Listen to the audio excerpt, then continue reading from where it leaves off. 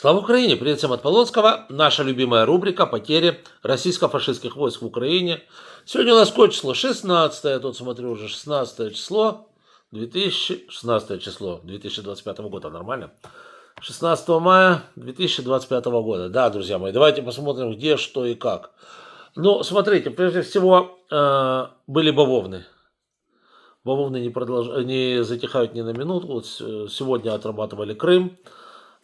По каким-то более-менее конкретным результатам я вам доложу попозже, потому что вы прекрасно знаете, что сразу обо всем рассказать невозможно. Единственное, что скажу, что уничтожено большое количество артиллерийских, стрелковых боеприпасов и так далее.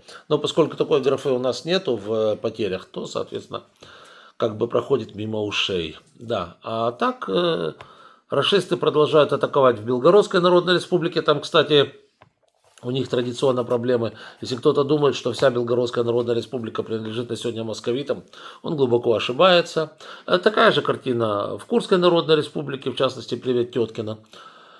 Вот. И рашисты очень боятся почему-то колумбийского наступления в Брянской Народной Республике. Ну, блин, у меня к этому даже просто нет комментариев. Колумбия, Брянская Народная Республика, Москва. Они говорят, что будет прорыв.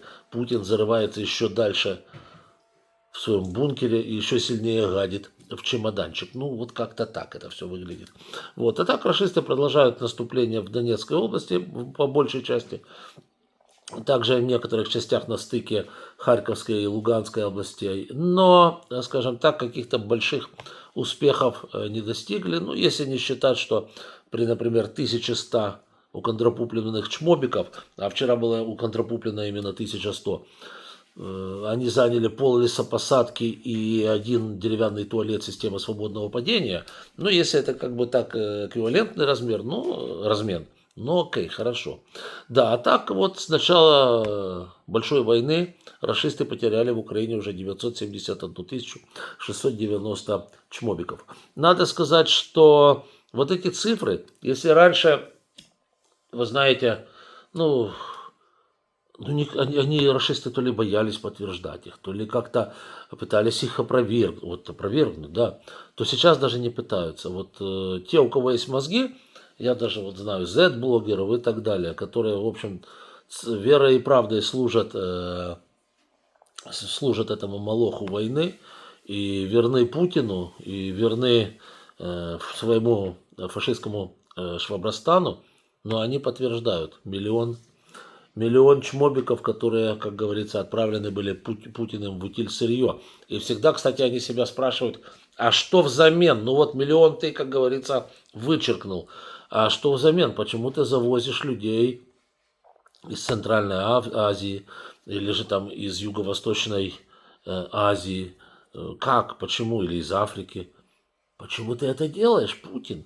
Ты заменяешь население, ну так оно и выглядит на самом деле.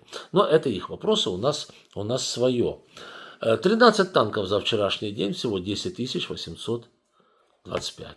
И 32 бронемашины. Кстати, улов хороший, всего 22 546. По танкам и бронемашинам скажу одно. Они возобновили сейчас свое наступление, которое они считают летним наступлением, что ли.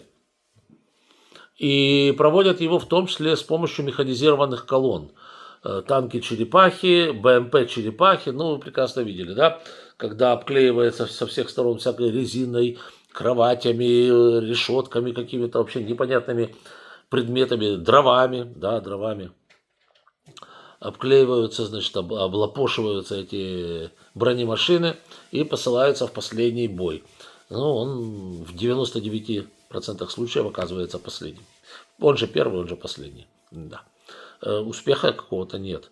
Кстати, как это выглядит, внизу в описании к данному ролику можете посмотреть ссылочку, как они вот одной из механизированных колонн, там, кстати, не одна, там, по-моему, видео включает две атаки, как они попытались продвинуться в Донецкой области.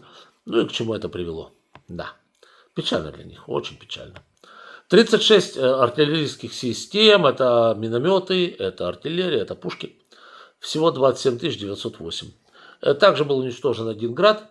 всего 1385, и одно средство ПВО, пока не названное. Ну, видите, по средствам ПВО информация всегда приходит с некой задержкой, но тем приятнее ее потом читать. Всего 1167. По беспилотникам, ребята, было сбито 123 штуки, большая часть шахеды, понятное дело, иранские, но есть определенная часть и российских этих беспилотников типа Зала, Суперкам, Орлан-10, то есть вот эти вот беспилотники, которые они используют для разведки, с тем, чтобы потом наносить удары уже ракетами, либо же другими беспилотниками. Да, так вот 123 штуки сбито за один день, что немало, всего 36 123. И 166 единиц автотехники. Тут традиционно, ребята, рашисты ходят в атаку на чем попало, даже на ослах. Да, вторая армия мира скотинилась до того, что уже, я же говорю, ослы, верблюды, конячки, все идет, как говорится, у них вход вместе с чмобиками. Объяснить это как-то с нормальной точки зрения нельзя.